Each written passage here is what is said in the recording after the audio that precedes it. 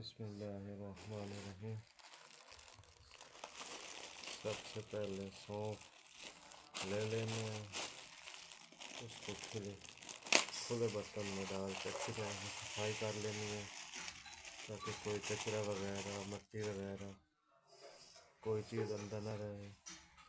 खालिस किस्म के लेना है सौंफ, ठीक है। और इनकी खुशबू चेक करनी, बहुत ही माशाल्लाह बहुत प्यारी सी स्मेल आती है, ठीक है जी।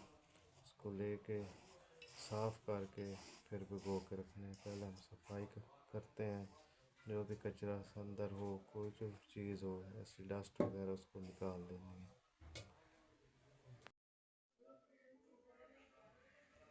अच्छी तरह सफाई करने के बाद इसको एक बर्तन में डाल देना है।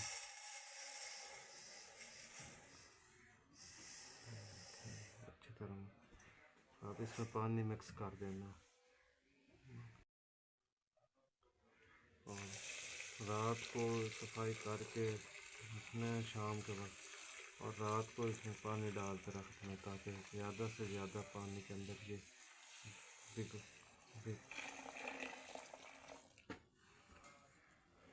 ज़्यादा से ज़्यादा पानी में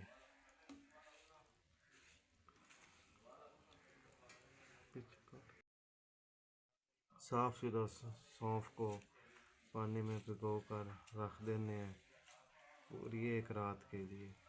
सुबह को इसको हम कुरम्बीक में डालेंगे और फिर अर्क निकालेंगे। इस तरह से अच्छी तरह से भिगो के रखने हैं, कोई दाना खुश्क ना रहे।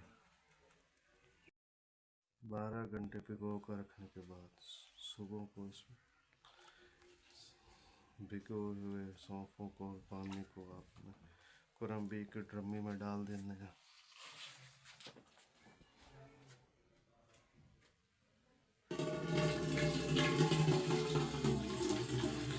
आराम से डालना है ताकि ज़ाया न हो।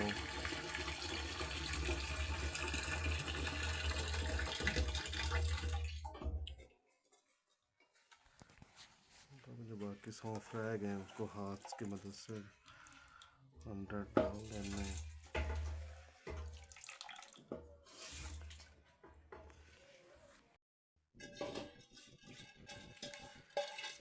अच्छी तरह से साफ करके पूरे सारे सौंफ और पानी को ड्रमी में डाल देना और उसके बाद फिर आग पे रखना।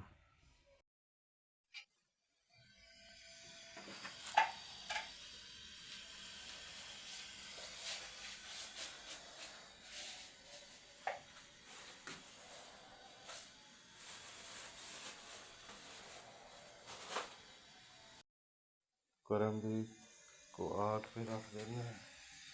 आग पर रखने के बाद इस कुरम्बीक के हिस्से में पानी डाल देना है और पानी डालने के बाद जब ये उबाल आएगा, उबलेगा, तो भाप बनकर जो पानी बनेगा वो इस रास्ते से नीचे बोतल रख देने हैं, जहाँ से नीचे अर्क निकल के गिरता रहेगा।